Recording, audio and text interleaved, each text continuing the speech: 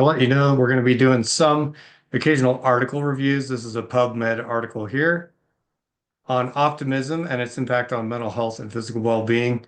It's a good meta-analysis. If you look here, I want to make you guys too dizzy here. They reviewed, what is this, about 53 different studies in this meta-analysis, so it's a pretty solid run. And they're looking at how does optimism affect our mental health and our physical health, right? So let's talk about some of the things that they found here as they kind of reviewed this. So in the statistical world, there's this thing called face validity. Face validity is some stuff is just kind of obvious in life, right? Well, what I would say that this article shows is that kind of a no duh. Like optimism does improve mental health, and it does have positive effects, generally speaking, on physical health. Obviously, with the world I live in, I deal with, as a life coach and as a professional counselor, I deal with mental health and physical health. And my wife is a personal trainer. We do a lot of physical health stuff with people and nutrition planning, all the stuff that Gina handles. So we kind of dabble in the holistic area of well-being. But, optimism just, it helps, right? So take a look at some of the things that we found here on this article. Um, So it has a positive, so there's an inverse correlation between optimism and depression. So that means that, more optimistic people are going to be less likely to be depressed. That's another face valid one. Like, well, yeah, no duh. But it has a protective factor. That's kind of what I got from this part of the article, that it can really promote like a predisposition to protect you from things like depression and anxiety. Work that I've done to get certifications in positive psychology, I've really studied this stuff quite a bit from a lot of the research that people are doing in the field. And we definitely see that. We see that developing a genuinely optimistic attitude does help protect people from mental illness. And when we do have mental illness, it helps them get through mental illness, right? So that's a huge benefit of developing optimism. Probably good to get a definition out there. So optimism, according to us that are in the realm of positive psychology, optimism is it a growth mindset oriented way or attitude of thinking that all these things that we're going through are for our own good, that you can make it through hard things, and those hard things can actually strengthen you, can give you information on how to improve yourself. If you screw up in a relationship, you can learn from it. So it's this attitude of things will work out and I can do something to help things work out. So true optimism is quite action oriented. It is not head in the sand. It's not pie in the sky thinking that everything is amazing, rainbows and daisies all day long. In fact, the research around optimism wasn't shown in this particular article, but in other articles that I've read through.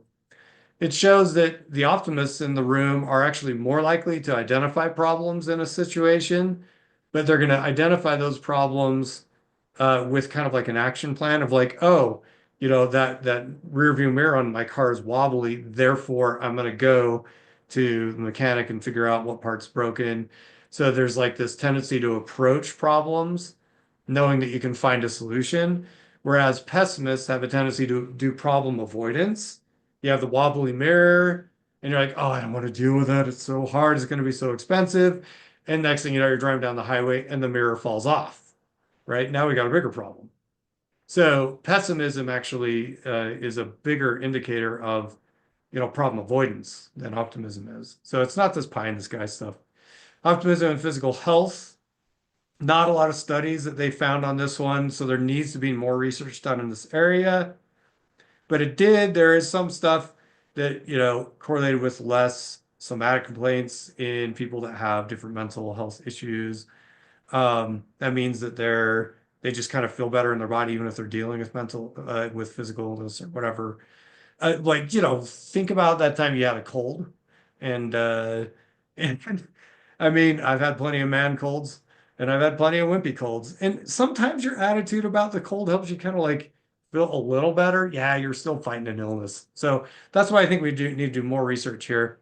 But certainly having some optimism around our physical health can help. Um, so yeah, it's commonly believed to be a protective factor with well-being and physical and psychiatric health. Some research said that it's not always the case. So on the physical health side, they go into this difference between dispositional optimism, attributional optimism. We don't have time to really get into that. But with some certain populations, people with AIDS, it didn't work out so well as far as like mortality rates. But they did experience less symptoms, like somatic symptoms during the process of having the disease. Interesting. Um, but back to kind of the wheelhouse where optimism functions more powerfully, coping. That one, there's clear data on this one. The more optimistic a person is, the better able they are to cope with the stresses of life. There's volumes of data on the newer data, stuff that various people are doing. Let's see, I'm trying to think a couple of names to throw out at you guys. I should probably have had those guys in front of me. A couple of books, The Upside of Stress by Kelly McGonigal. That's a great one. There's a recent one that I've been going through that has some really good data in it. I'll just look in my Audible and tell you guys right now. Let's see. Stress Resets. That's a good one. Who is this by? Stress Resets by Jennifer Taitz. Tates.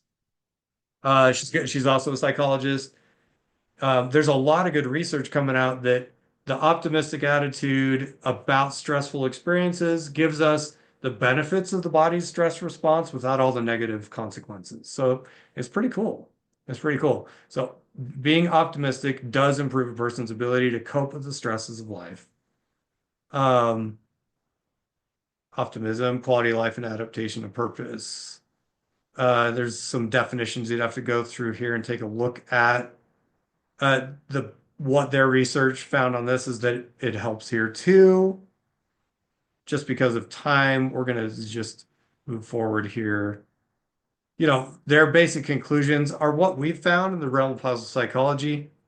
Optimism is a tendency to expect good things in the future, but I'm going to define that a little more rigorously, that optimism is not only expecting good things in the future, but being willing to put in the work to make good things happen. It is optimism is not just that like law of attraction thing that went on like couple decades ago when people thought they could just sit around meditating about becoming a millionaire and money was going to appear out of thin air. That's not the optimism that we find in the realm of positive psychology.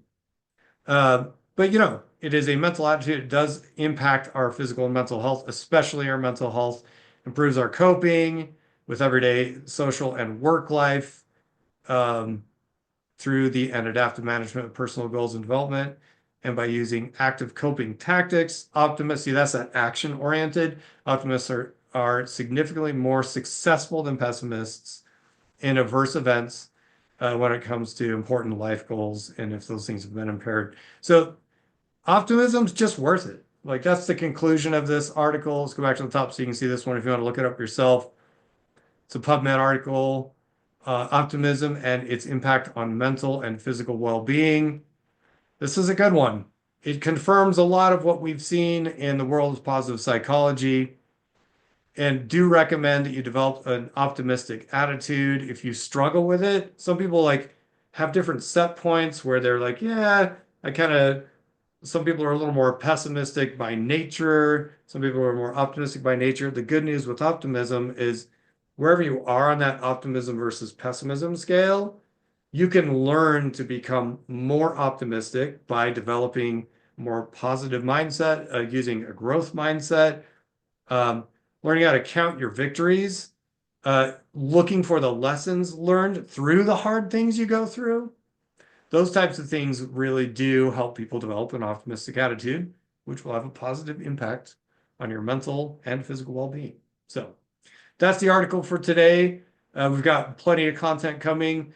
I'd love to hear your comments on this article. Go ahead and pull it up yourself and take a look at it, read through it. If there were some tidbits that you thought I should have highlighted, let me know. Subscribe to the channel if you would. Like this video if you liked it. Good to see you guys today, and we'll talk to you soon.